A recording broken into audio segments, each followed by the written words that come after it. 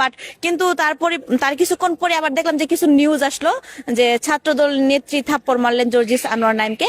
এবং আমি আপনাদের মাধ্যমে সবাইকে জানাতে চাই যে প্রথমত ছাত্রদলের আমার কোনো পোস্ট নাই, ছাত্রদলের কোনো সংগঠনের ছাত্রদল যে বিভিন্ন কমিটি আছে কোনো কমিটিতে আমার কোনো পোস্ট নাই, কোনো নাম নাই।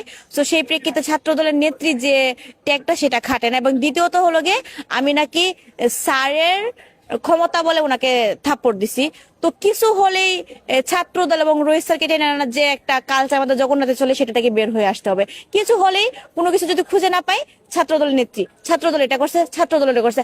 আরে ভাই ছাত্রদল তো আর যাই করুক বা না করুক আপনাদের মতো গুপ্ত না, ওনারা প্রকাশ্যে রাজনীতি করে এবং ছাত্রদলকে আমার অবশ্যই ভালো লাগে। এবং আমি উনাদের এবং আপনারা জেনে রাখবেন যে আমি উনাদের প্যানেল থেকে আমি হল সংসদ নির্বাচনে জিএস ক্যান্ডিডেট ছিলাম।